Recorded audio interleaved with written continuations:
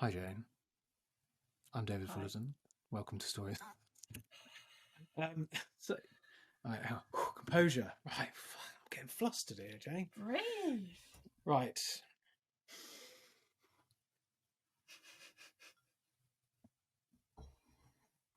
So Jane, breathing retrainer is a very interesting career choice. And I feel that there is a point in your life that took you down that path. I would love to hear that story. So why breathing retrainer? Of course. So it started when I was 7, sat on my floor in my bedroom thinking my nose feels too small and I can't breathe through it properly. But surely if that was a problem, someone would have told me. And I never told my parents or asked the question. I never sort of felt that it was sensible to kind of bring it up. I probably told the doctor when I had an asthma check after a panic attack. They diagnosed port-induced asthma at that point. I was running for help, so you can see where the confusion would be. And I was in the position where I was thinking, well, this is just something I can't use properly. My whole life, I always just wondered about it, but never really thought to dig deep because it would be obvious if that was an issue. I'd have learned about it somewhere. So 23 years later, I heard a podcast that told me that you could retrain your nose if it felt too small. And I was like, what? So at that moment, I spent as long as I could trying to nose breathe in the day. I read everything I could find. I did courses online and I just dug deep into this field because I was so excited to finally answer this question. And I just found everything that I read about it just fascinated me. I couldn't help but want to do it. And I was already looking to actually start a business at that time. And so I just decided, you know what, this is it. This is the thing I am like mind blown by. And I just can't believe I went that many years without knowing it. And so I did some basic training. It's quite an interesting field where it's actually unregulated. So you have to try and find the training where you can. And then it's all about learning from individuals. And I've really dug deep into working with as many people as I could in those early days, and then gradually working with different clients and keeping my sector broad. So I'm always learning and finding patterns. And it's been amazing. I just love what I do every day. And now I get to share it with the world in so many different mediums. If you're watching this on video, I'm smiling because my nose feels too small, despite people telling me it's very large. I actually feel like it's too small inside, so I'm laughing and smiling because I can resonate a lot with that story. And that's how I came across you, actually. So obviously we follow each other on LinkedIn. I've been seeing some of your content, which I'd learned about the whole kind of breathing techniques. As you see a lot of people now, that's a bit of an up and coming, I don't want to call it trend, but it's actually people are starting to educate themselves that breathing can help manage things like anxiety, etc. But you're slightly different, aren't you? Because it's breathing retraining, which tells me that we're training people how to breathe or retraining people how to breathe because they've forgotten. Is that right? Yeah, so it's an interesting space, and I'm quite clear about using which language I use.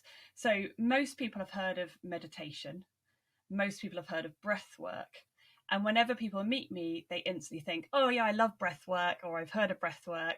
That's what you do. And although I utilize breath work within what I do, it's not the main concept. So where the differentiation is that the breath work is a way of sort of hacking your breath. You're actively, consciously trying something, whether it's a box breathing where you're in for 4, hold for 4, out for 4, hold for 4, for example, or whether you're doing some hyperventilation techniques. The Wim Hof method has become a bit cool and sexy, especially with middle-aged males. And there's lots of different methods that people have found, and things that they really work. They're really effective methods. A lot of people are using it for ADHD as well to help kind of calm the mind and focus and just kind of get a bit more control. But what we're missing here is we're missing how we're breathing all day. So although we might be going to a yoga class and feeling really calm after that, or we might have a meditation or a breath work few minutes or particular length of time, we're finding we have to dedicate a serious amount of time to that in the day, which I don't know about anybody else, but I'm not very good at staying to do that sort of thing. So I actually don't really like sitting down and doing breath work for a long time, even though I'm a breathing retrainer. I like to incorporate it throughout my day. And I think that's why it works so well with what I do with the type of clients I work with, because if you've got a busy brain or you're a busy person, you generally don't want to have to try and find 10, 15 minutes, an hour maybe to sort of check in with your breath. You kind of need the benefits all the time, and you need to just be able to do it really quickly where you want to hack it. So breathing retraining is changing how you breathe 24/7. So for example, somebody whose nose feels too small, who breathes through it sometimes in the day, but is often a lot of mouth as well, who maybe breathes through their mouth often at night, who might snore, maybe got the upper chest movement, feels quite anxious and stressed and notices quite a lot of tightness up here in the upper chest or even the neck and shoulders. So these are quite common areas where this is what the problem is. We need to actually retrain the nose, get that working properly. And that comes from actually retraining the tongue position, for which most people are like, what? What's our tongue got to do with our breathing? But it makes the biggest difference. And again, in breath work, you might place your tongue in a particular position for the breath work. Some meditation practices tell you to drop it to the bottom. If I drop mine to the bottom, I feel like I'm suffocating because I'm actually not getting up there. So it depends on what your face shape is as to what you can sort of accept. And your face shape is actually developed by how you breathe as a child. So mine is very narrow, very triangular in the teeth here, very sort of like set back in the jaw here as well. And I've got an impacted nasal cavity. It's been pushed up from the roof of the mouth into the nasal cavity. And so it's much higher than some, rather than this kind of domed thing. It's really arched. And that means that everything is a little bit harder as well. So the airway at the back will be a bit smaller as well. So for me, of course, my nose would feel too small because it is smaller, but actually I then had this over breathing tendency throughout my whole life. And when we over breathe, it sort of brings our tolerance for carbon dioxide down, and we're stuck in a position where we're basically living suboptimally all the time. Do you want me to go into the basic science of that? I would, but before you do, like whenever you say about breathing and where the breathing feels, etc., I don't know about anyone else, but it resonates with me. So I feel like I'm very shallow breath in the shoulders, up high. And actually, sometimes I recognize that I feel like my breath is really short.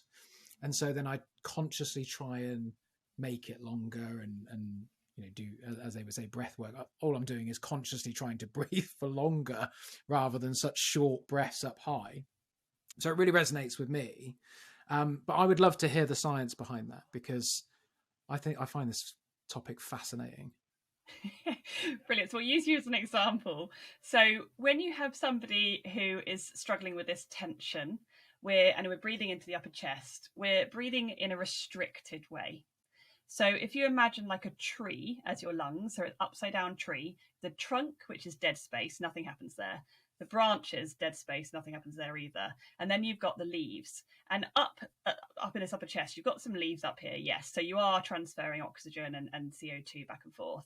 But what you really want is the canopy of the tree, which is down deep in the lungs. So when you're a shallow breather, you're super inefficient because you're not actually using the main canopy of the tree, which is where all the action happens. And you're using a huge amount of energy and effort to get the same amount of oxygen, which seems a bit daft, to be honest, but obviously we don't know any better. So that's kind of what we do, right? And this just feels like it's normal. It's also exacerbated by what you see around you. So you might see women's fashion, which is really nipped in around the sort of just below the bra strap, and they can't actually open up into the lower ribs at all, and therefore they go upwards. And you'll see, when people are hunched over on the sofa in a poor position, their diaphragm is impacted, so they just breathe into their upper chest. And they might not notice because they're quite calm if they're watching TV. depending on what they're watching, but they might be quite calm. And so because they're not needing a huge amount of breath, they don't really notice that it's actually going slightly upper chest. But as soon as you go into emails or into sort of any high stress situation at work, which might be all day, it can lift very quickly. So with the science of this, what we're looking at is, how are you suboptimal? One, you're using all that energy for very little oxygen into the body in the first place. And the second thing, which is the most important, is the delivery of the oxygen. So I like to describe it like buses. So if we take 3 double-decker red buses with doors all the way down the side, and they drive around past the lungs, collecting all the oxygen. And when those are driving down the blood vessels, you want it to be like a motorway the whole time. Now, what makes it wide, so the dilator or the widener, is the CO2, the carbon dioxide and nitric oxide, which we actually only really produce in the nose. It is produced elsewhere, but in a large quantity in the nose. So when we have these two gases that are widening our blood vessels, we're able to get more buses side by side to the destination, be it the brain or the muscles. So obviously this depends on whether you're exercising or thinking at the time. Now, when it's there, what we want is for all the doors to open and all the oxygen to get off. But the CO2, for example, are porters. They stand there and they open the doors. So if you've got less CO2, so it's not widening the road, you've also got less to open the doors. So in a perfect example, you're getting a nice wide motorway, lots of porters, all the doors open, all the oxygen gets off, and you're oxygenating your body, which is what you want. But in your scenario, where you're an overbreather, where you're breathing too fast, too hard, too shallow, too much, potentially mouth breathing as well, where your nose doesn't feel quite sufficient, potentially carry some stress throughout life as well. And you and I actually have done a test to test your CO2 tolerance, and it wasn't as high as it could be. So not going to embarrass you, but it wasn't as high as it could be. It was definitely lower than we terrible. want. So in that scenario, where if I raise your CO2 levels up by, let's say they send you into a yoga class and you do a really nice long breath, which is why some people say yoga can be really difficult because they can never get the breath length other people can. This is a good example of that. So you really slow down your breath. You're building up the CO2 in your body because you're not expelling it through your mouth quickly. Or you do breath hold work, for example. And what will happen is it will raise up, and then it will hit a ceiling. And at that point, it will trigger a breath. Now, when that happens, you're not able to get to your motorway because you've got curtailed too early. And so you might only ever get as wide as a dual carriageway. And then you're never quite going to have 3 buses side by side. They're always going to be stacked. So your entire life will be living suboptimally just due to breath. Now, you could be really physically fit. You could be really intelligent. You could work really hard. And you could get by in life absolutely fine, even though you're technically suboptimal. But kick anything out the door, like poor sleep, poor diet, high stress, anything like that, snoring, which can affect your sleep as well. And suddenly you might start feeling it quite more acutely. But in the same way, what would you live like if you were more optimal? Like, you're fine, but what could you be? And that's the thing we never know. So until we try it, we'll never know how we could feel. And that's the beauty of bringing it to people who don't necessarily realize they need it until they realize quite what they're dealing with. And then when they try it, the difference is huge because it shows up in every part of your life, from your focus to, how well you're managing your emotions, to how much you can do within your sport without getting sort of too tired or wanting to give up, how much you're recovering from colds, coughs, or running, for example. So there's lots of little tiny peppered elements, but it's all down to this kind of oxygenation level, which it sounds pretty basic. You think, oh, yeah, well, once the oxygen's in, it's fine. But it's actually, no, we want to get it to where it's needed. And that's the crucial part around not just breath work, but how are you breathing all day? I'm blown away. Literally, so for me, everything you're explaining there, firstly, mine is not a dual carriageway. It's like a single track lane, where you have to pull over in a lay-by to let other cars past. That's how it feels. It's not that bad. That's more like a hyperventilation anxiety and panic attack goes a bit more that way. No, I truly do resonate because, like I said before, I genuinely mean this. I have always thought something was wrong with my breathing, and I've mentioned it to people before, but people kind of brush it off as like, what are you talking about? Like, you haven't got asthma, right? You don't have to use an inhaler. Get on with it, right? But actually, I've had this constant feeling that I struggle to breathe, or any sort of exertion, and it just exacerbates that feeling of not being able to breathe as much. So I completely resonate with what you're saying. Tell me, when you discovered being able to retrain how you breathe, and actually got through that training and started to breathe, because I imagine retraining isn't like a magic pill, right? You've got to work on that a little bit. But once you had, and you were able to breathe better, what changes did that bring to your life? How did that feel? Quite a number, which is awesome. So I was a loud, heavy breather, nicknamed Darth Vader by my husband before we were together. Cutely. So I was breathing really heavily through the mouth. I was always tired. I struggled to recover from sports, even though I was super sporty up until about 15, when I kind of dragged it in a little bit. But I think my breathing was part to do with that. And then I also found that I was snoring, and I'd been snoring since I was a child. So all of these things made quite a difference. Also, that dry mouth feeling in the morning. I would drink like a whole pint of water between going to bed and getting out of bed, despite drinking loads during the day as well. It was this constant feeling of being dehydrated, because we actually expel 40% more water through our mouth than through our nose. You're making me thirsty thinking about it. So this was like a really major one, where I stopped mouth breathing all the time and went to nose breathing. I now only really mouth breathe when I'm talking, so I can find talking constantly all day quite tiring, as you can imagine. And I'm excitable, so I hyperventilate when I talk, which is not what you're meant to do, but I get so excited. And then the snoring stopped as well. So I do use mouth tape at night, where I seal up the front of my mouth, because for two reasons. One, because I want to guarantee nose breathing, and two, because I actually struggle to close my mouth, and that's due to how I breathed as a child. So my teeth went triangular. I had braces, widened the entire face from the back here inside, had the train tracks, tried to bring the jaw forward, which screwed my jaw up for years.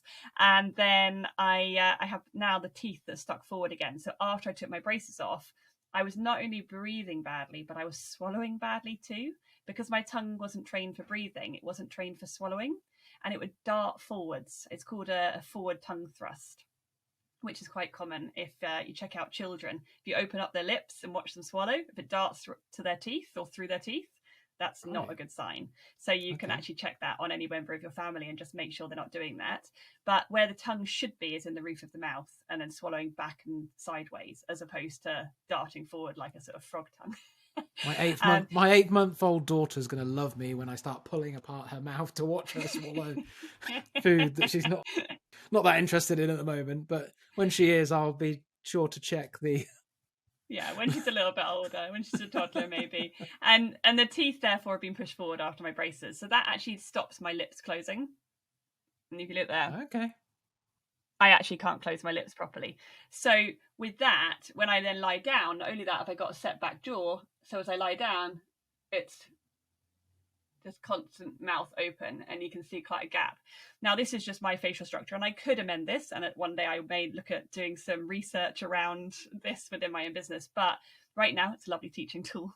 And what it means is I just have to tape up to guarantee that that's closed up, so that I don't have that dry mouth. It's because it's not great for dental health either, and just making sure that I've got that. Now, the other side of this is the illness side. So as a mouth breather, I was constantly using like sinus sprays whenever I got a cold, because I was so congested and in pain. I would be always using steam baths and stuff I tried to use, but I felt like I always needed like some form of drug on top. And then coughs were just awful. I'd be coughing all night, really dry and hoarse, and constantly triggered by the dry air going into my throat. And now I literally focus when I have a cold on the only priority is keeping my nose. So because my tolerance now for CO2 is trained higher, I can breathe through half a nostril, one blocked, one half at night, If I wake up, that feels a little bit nasty. But while I'm really calm and it's really minimal air, I'm fine. As soon as I wake up, I decongest. And then I'm able to sleep throughout the night with my mouth taped, but I can cough out the side if I need to. But because I'm not taking the dry air in, I'm not triggering that cough. And therefore, I get very minimal throughout the night. And in addition to that, I now use a humidifier. It's called a Vicks humidifier is one I use. And that just over the night puts some moisture into the air to help sort of soothe that and make sure it's not going to trigger as much. So I have combined both, but I did find it was better even when I haven't had it. It's just even nicer when you have that in the air. So this has been a massive one for me. And the other thing is I would, for example, walk to nursery with my husband to go and pick up our daughter. And I could never like keep up with him. You know, he's fast and he's tall. And I was always like running behind, and then I would run up behind him and then sort of walk again and then run up behind him. And it just really irritated me. And now I can breathe through my nose. And as long as I'm not constantly talking with him, I can just literally keep up with him and keep that pace. And my body doesn't get tired like it used to. So that's been a huge thing for me, is just that level of, it feels like fitness, and yet it's not really fitness. It's the breath fitness that I was struggling with. That's so interesting. So it made a huge difference in your life then. It sounds like, would you say that the issues that you were having when you were younger were more than average? So an average person breathing, it sounds like you had a little bit more than average in terms of breathing struggles, but you were able to turn that around using this breathing retraining. Yeah, so everybody degrades pretty much. It just depends when you do it. So some people might only degrade in their sort of 70s, 80s, 90s if they've lived a really active, healthy life, and they've grown up with a really good facial structure, and they've just happened to have really good tongue position and really good habits and really good sleep.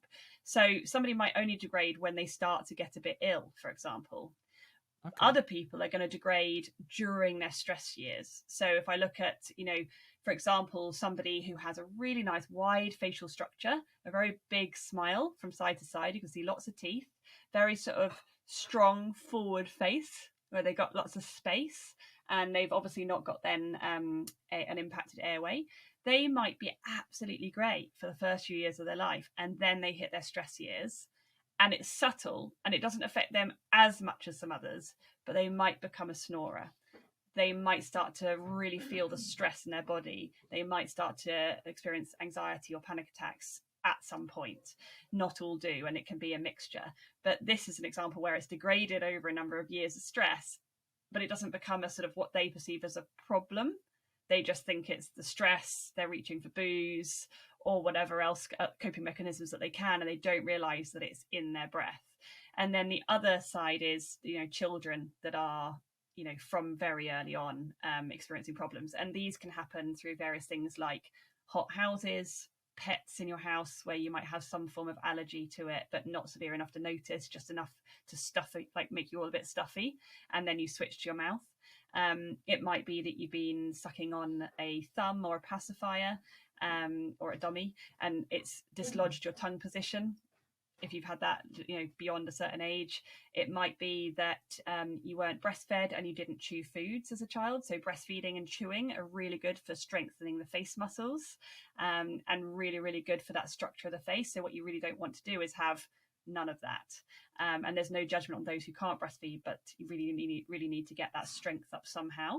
And so all these little tiny starts in life can make a really big difference. Then you might have mold or dust mites or, a certain pollen or whatever it is that triggers that child. If you bring in anxiety early on, which a lot of children have trauma in their young years, too many, to be honest, but we all experience it at some point. This can really impact how they're feeling in their body, how safe they feel. And if you're feeling unsafe, you will breathe in an unsafe way, which is... Yeah. And as soon as that becomes a regularity, then that's going to start to become a habit. That's interesting, because a lot of things form from our early years. So I can see how, like you said, trauma or, the way that we were brought up in terms of whether it's breastfeeding or eating could have a huge effect on us later in life. But the thing is, because it's, I imagine, quite a gradual change as you're growing up, you don't really notice it, like you said, every day. But when you try and exert yourself or you get stressed, that's when you start to feel like not necessarily even there's something wrong, but you're feeling this kind of overwhelm, maybe struggling to breathe, and you might not even be putting it down to the fact that it's because of your breathing that you might be feeling that way. Yeah. So Exactly. to lead on from that, because obviously this is stories of startups, it's all about entrepreneurship, which yourself are an entrepreneur, and I want to come on to that in a moment. When it comes to running a startup or any business, there is a level of stress, right? Some people go to run their own business because actually they feel like they won't have a boss and they can do whatever they want. But actually, it typically is more hours, it's more stress, things stop, the buck stops with you. So what place can breathing retraining play in a business setting? Because I know that you mentioned some of your clients are, executives, CEOs, entrepreneurs. So where does that breathing retraining sit in a business sense, and what positives can come from retraining your breath? Sure. So in a traditional setting, traditional business, you'll often find that there's a sort of outdated concept of being in touch with your body, sort of listening at all. It's kind of like push through, do the work, just get on with it. And although that there's an element of needing to do that to get certain work done, what we find is that we basically stop listening to our body.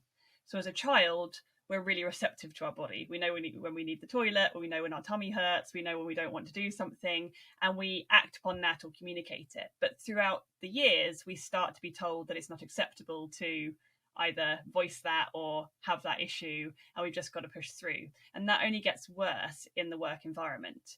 When somebody's then putting a lot of pressure on themselves and there's lack of self-compassion, that's when it really starts to escalate, because not only are you having the pressure from the business, but you're also having pressure from yourself. And in that scenario, what we're not doing is we're not thinking about what do we need to make us sustainable.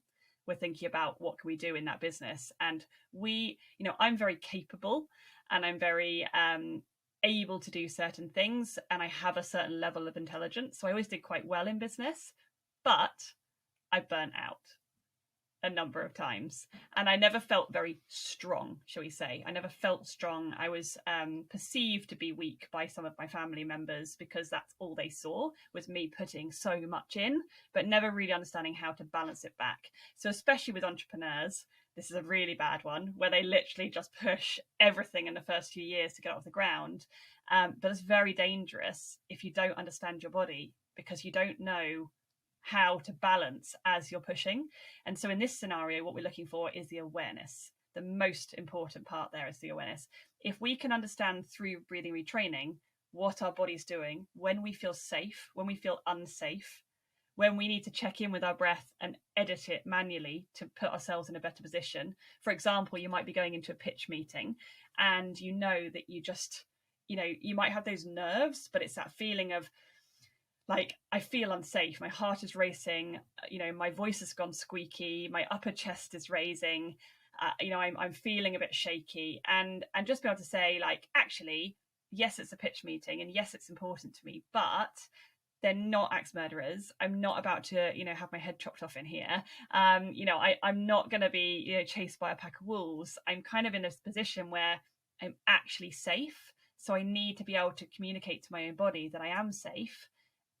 One, know how to do that, and two, trust that it works and have practiced it. So that's the first step, is getting from unsafe to safe, because when we're in the best part of our nervous system, our safe element, our kind of sociable state, that's when we excel and we are brilliant. We can be a bit stressed, like a tennis match, and be really kind of raring to go, or we can be quite chilled out, but that's probably too much chilled out for this scenario.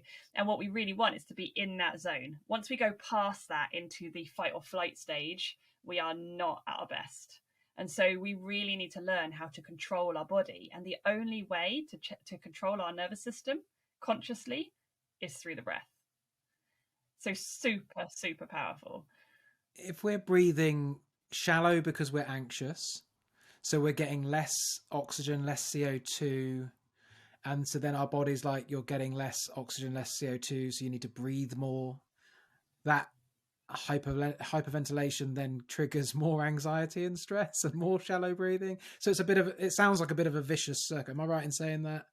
it's a vicious circle. And what happens is, if somebody like yourself is a bit lower on the scale for the CO2 tolerance, you start to pinball between the two sides. So if you imagine a wall here and a wall here, this wall isn't meant to be this close. It's meant to be much further away. And this is the one where you hit the ceiling of the CO2. So if you slow your breath right down, you start to almost breathe again or panic that end. But the other end is the hyperventilation end. So if you start to go, I can't breathe, I need to breathe more, which is completely the wrong thing to do when you can't breathe, is to breathe more, which seems really odd to anybody. But when you're in that position, what you don't want to do is have that panic attack. And so we need to learn, how do we stay away from that wall? But how do we also push that wall so we're always living in a much safer space? So if we come near to this one, we also get a warning sign. So that's the next thing about breathing retraining is, yes, you have the skills and the knowledge to calm yourself down, which is the same in breath work, to be honest, or meditation. That's great. Most people have learned an element of that. But the next part is, what if you don't know how to use your diaphragm? So you don't know how to bring it down. What if you don't know how to cope with a slower, calmer breath because you've never managed to access that? So that calming that you know is possible isn't actually that accessible. So that's the first part. And the second part is, when you're in the space where you really, really need to sort of pick it up and you need to get on top of it, you're actually feeling quite out of control. You're feeling quite lost. And so we really, really want to change this basic concept of how we're breathing all day. And when we're in a really good space and that's working well and we're not living the upper chest normally, as soon as the upper chest lifts, I can feel it. Like, I know when I'm reaching anxiety now, because I literally get my first, and I'm like, whoa, that feels like tight and tense and really awkward. And so as soon as I get the first signs of anxiety, I'm already combating it. Whereas most people who are stuck in their upper chest, they won't even feel that first signal because it's so normal to them. And that's a really key part. It's giving an early warning signal to people who really, really need it. That's absolutely crucial.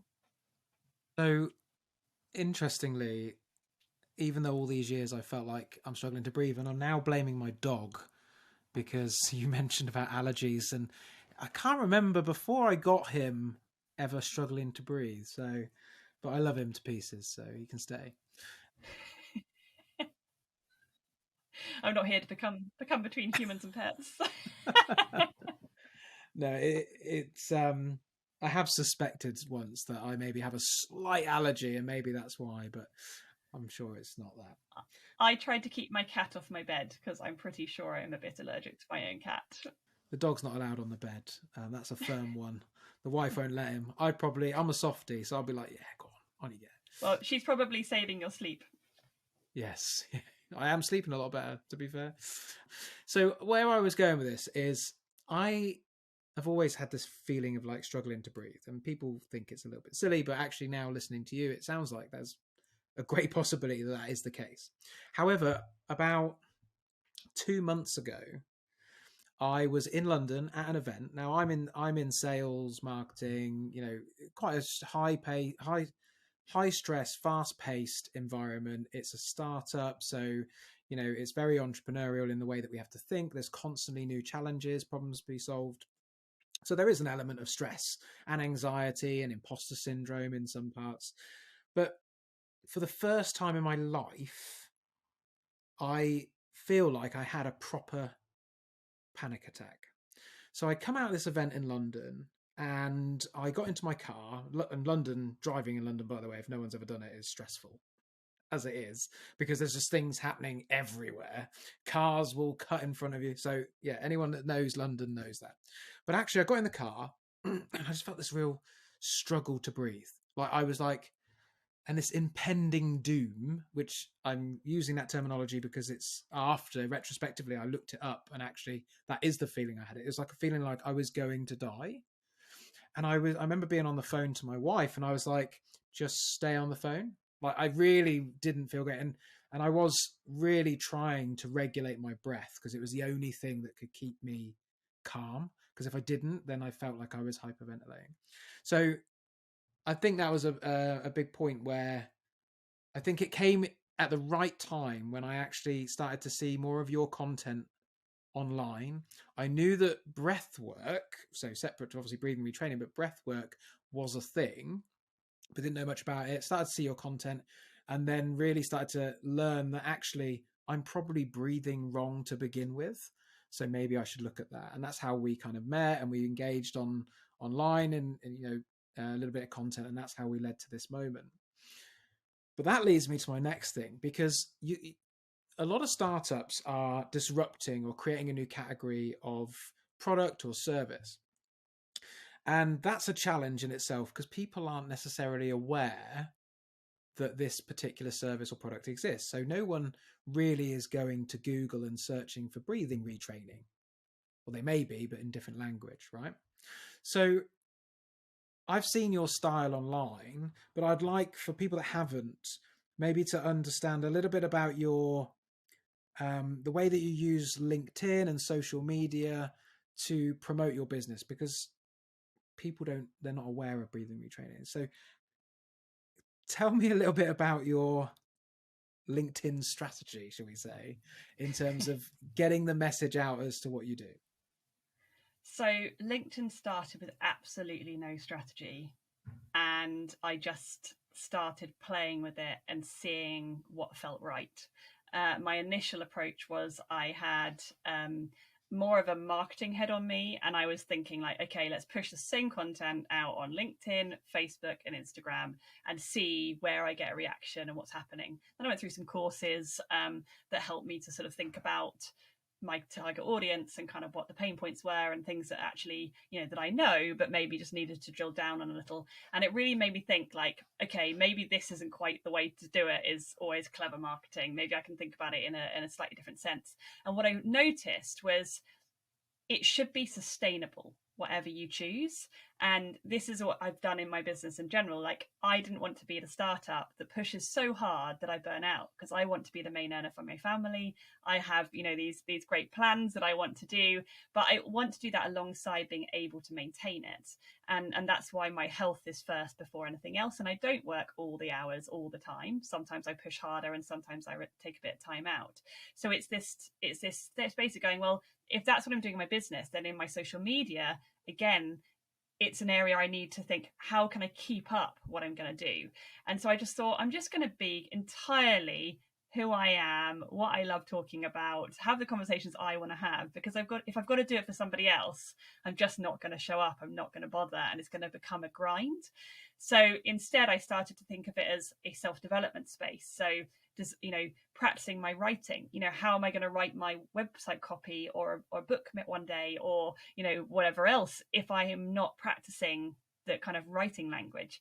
How am I going to find a way to get the right attention if I'm not really looking into what kind of attention other people are getting, from sleazy DMs in their inbox to, the right kind of support? So I just started to think like, watch others for a while, play, and just don't put too much pressure on, just keep showing up and enjoying it.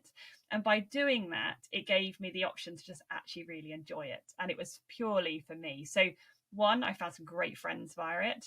I didn't find any clients to start with. It was just friends, collaborators, swapsies. We helped each other out in our own businesses and just gave us advice. I was able to look at it from a point of view of saying, okay, can I actually connect with the type of person that I work with, but in a way where I'm not just trying to inbox straight into their inbox, because it's not necessarily what it's all about. How can I really genuinely build proper relationships? And I noticed that it was actually, once you took away the sales pressure, it was actually quite easy to do. But I wasn't really being specific about what I was doing or who I was and what my values were. So I just started to think, okay, where are my hard no's? Like, what do I not share on there? And what are my key things that I find fun and interesting? So I've talked about naturism. I've talked about, because I grew up as a naturist when I was a kid, just on holidays occasionally, not all the time. And so it was really empowering. And I just love the empowering piece of that, because I talk about empowerment. I looked at the concept of, fun things that I've done, like motorbiking up Vietnam, and things that people don't expect, a female to have done when she was 23. So it's things like, what can I find that people are going to find a little bit more interesting, a bit more fun, fun or a bit more intriguing that can start to get some eyeballs. And then once I've got some eyeballs, let's educate them. So that was kind of my strategy. And it sort of worked. And I haven't had sleazy DMs. I'm very careful not to show lots of skin on there all the time. I try and cover up as much as possible. I'm very aware of not wanting certain type of attention. And yet I do make friendships with quite a few guys on there, but it's always really respectful, which is lovely. But I think because I show up in a way that I want to have a respectful presence, I think it comes back as well, which is really good. And the next part is just literally really focusing on giving value. And I've just realized at the beginning I was scared to give away for free a lot of the information, but now I've realized that it's not the information that people pay me for when they work with me. It's me hand holding them through it. It's me listening to them. It's me validating their experience and making sure they get all the help they need to go through the process. Some people will take it and be like, thanks, Jane, that changed my life. I've just done that tip and it's amazing.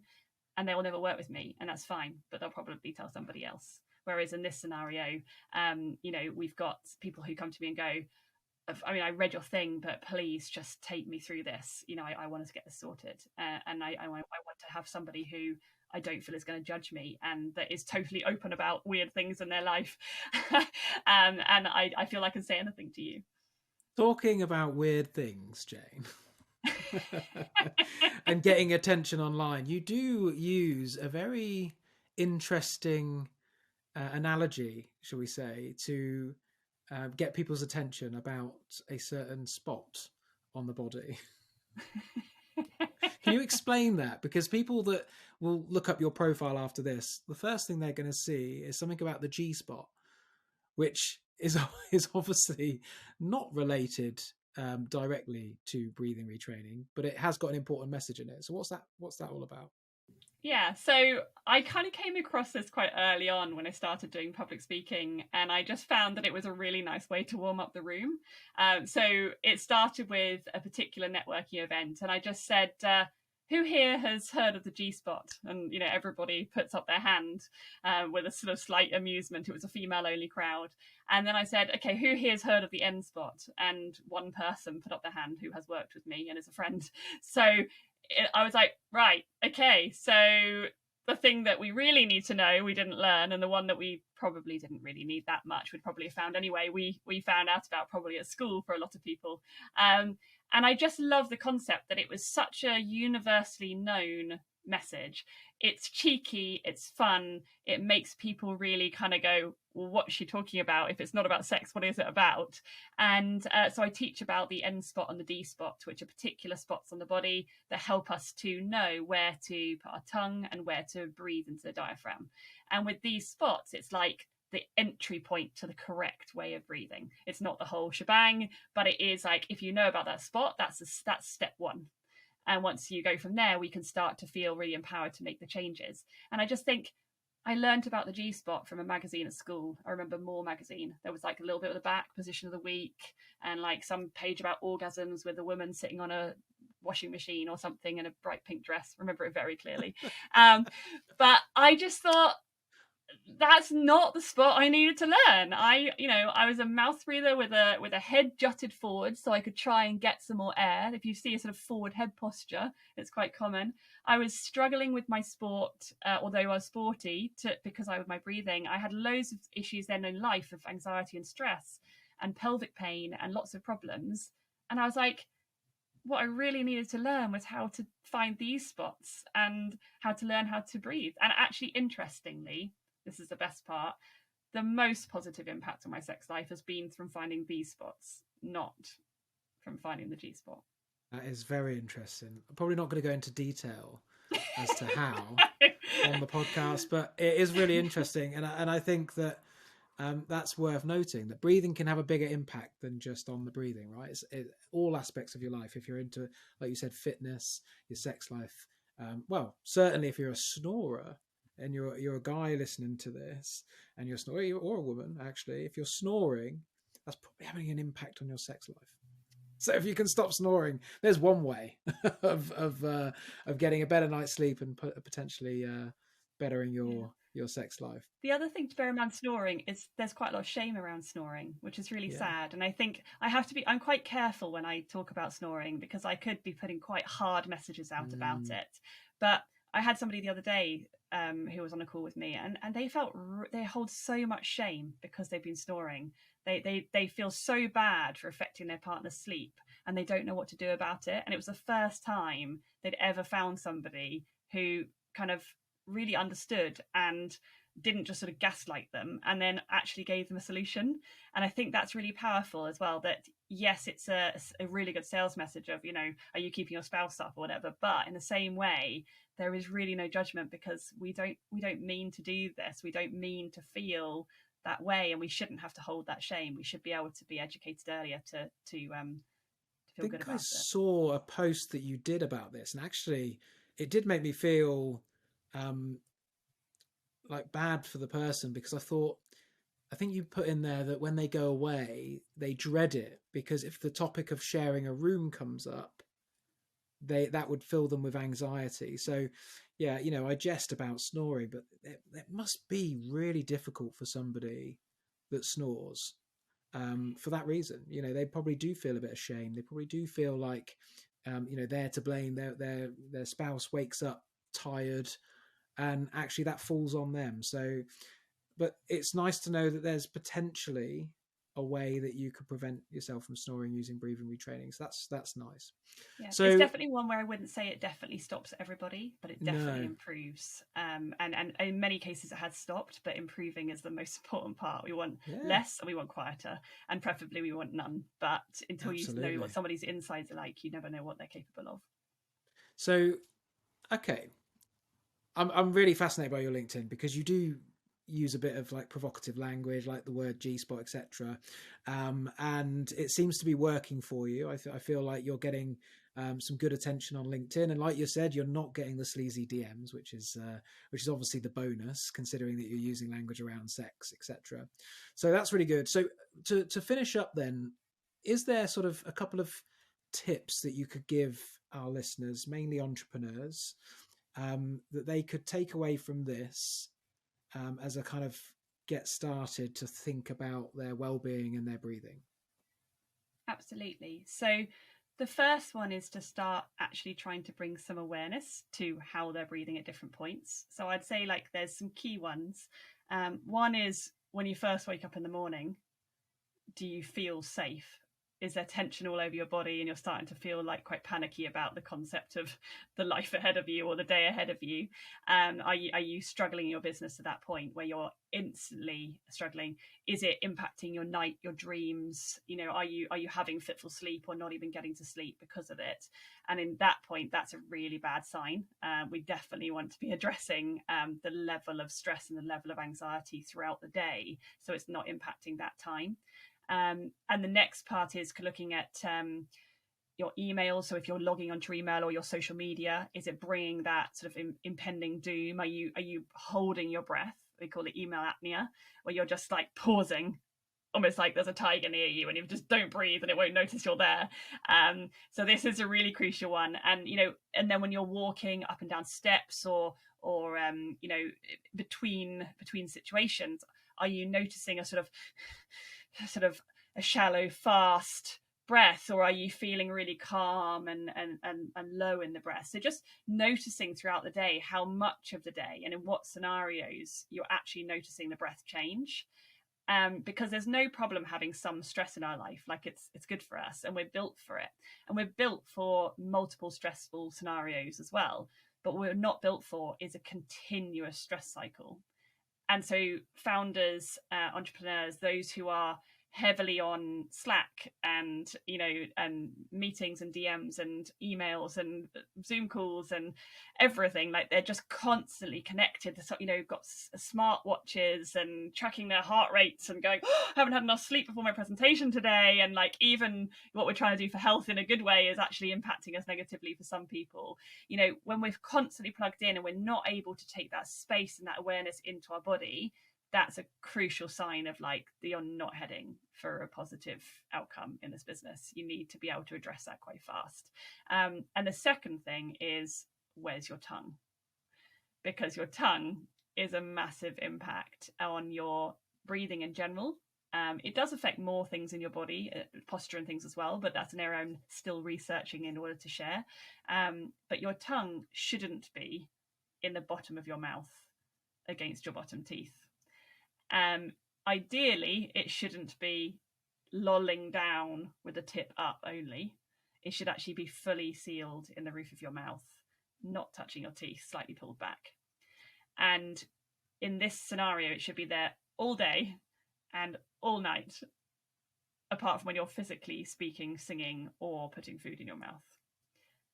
Since you taught me that hard. before, since you taught me that in our previous conversations, I've been very conscious as to my tongue position. And you'll be pleased to know it's at the roof of my mouth, not touching my teeth, not lolling down. So I feel like it's in the right position. Okay, so that's some really good advice. And I think as founders and entrepreneurs, self-awareness, we talk about burnout and this hustle culture. Like you said, there's notifications and distractions. And that's a whole nother topic. And actually, I could talk for hours on the effects of like distractions from notifications and what that can do for productivity. But this self-awareness of your well-being, I think is really important for a founder. You are the business when you're a founder, and it all rests on you. And if you go too hard and burn out, then there is no business. So that self-awareness and being able to know when to take that step back and take some time for yourself is really important. But there's by actually retraining, sorry, I was going to interrupt there. There's one key point there, which is something that I personally do and I do think has been quite game changing. So these ones are both breath related, but something that I think is possibly something that every founder, every entrepreneur should do is actually tracking their body on a daily basis. Now, some women already do this, sort of, for example, menstrual cycle apps or, ovulation apps, things like that. But I don't think that many men do it on a conscious level, often from smartwatches and things like that. So sleep might be tracked and heart rate and maybe even breath. But what we're missing is like a sort of more obvious tracking. So for example, at the end of each day, I just have like a pen and paper in an old academic diary, and it's a week view, and I write down at the end of every day various things, and I'll share them with you. Some of them more intimate, some are not, but I will write down my energy levels. I'll write down my my food, whether I've actually had good quality food that day or whether I've sort of missed a lunch or not had enough good stuff. I'll monitor whether I've slept well. I'll monitor whether I went to the toilet and what it was like, because that actually can tell me quite a lot about my anxiety levels. If I've got a funny tummy, or if I'm not feeling dehydrated, for example, and everything's sort of not working well. I'll track my vaginal discharge, because for women especially, that is a really crucial one to knowing where you are in your cycle. Why you might be feeling particularly anxious if you're premenstrual, and it can all be tracked just by this. Whether you're feeling particularly stressed, where there's nothing showing up in there because it will be held in, and so you want a natural pattern, so when it's going wrong. Exercise, whether you've moved that day at all. And tracking this down every single day, for example, there's a few other bits like mind, productivity, etc. If you track that down, every business owner will look at their business in that way. They'll be tracking stats and marketing campaigns and everything, KPIs and whatever. But this is the most important thing you can track. If you didn't drink enough water for 3 days in a row and you feel like crap, then it's not hard to look back and be like, I didn't drink enough water, I skipped lunch twice, I didn't move for 3 days, and I stayed up late twice. Like, okay, well, all of that's not great, but it's not about judging. It's about moving on and feeling like, okay, so today my priority is to get a good night's sleep, to have a decent amount of water, to have a bit of movement, and I'll see how I feel tomorrow. And again, the next day is, if you miss something, don't worry, but make sure it's put into the next day, because you can't run a week on deficit. And that's when you head to burnout. And some people do like to journal. I mean, that's very detailed journaling, I'll be honest. I don't know many people that do it in that detail, but journaling, I don't want to promote him too much because he's a rival podcast, but Stephen Bartlett just released a product called The Diary, and it's all about encouraging people to journal their day. I actually use a Whoop. So I've got like a Whoop band on pretty much 24/7, which does track things like blood oxygen, heart rate, how well did I sleep, how ready am I for the day. And it has a journaling function on there where it asks you questions like, did you eat meat today? What time did you have your last coffee? And it seems like a lot of effort, but I can absolutely see the benefit of understanding what affects your body. And, if you're drinking coffee after 4 o'clock regularly, and then you're wondering why you're not getting a good night's sleep, journaling is going to help you understand that. And to be better, you just switch your coffee to earlier. And it could absolutely revolutionize the way that you sleep, get a better night's sleep, wake up feeling more ready for the day, don't need coffee so much. So I can see how that would be a real positive impact. Listen, Jay, it's been an absolute pleasure. And I'm sure there is so much more that we could learn and hear stories of yours. And I'm sure there'll be a chance for that in the future at some point. I just want to thank you so much for coming on and sharing your story and some wonderful tips for all the audience. So thank you very much. You're welcome. Thank you very much for having me on.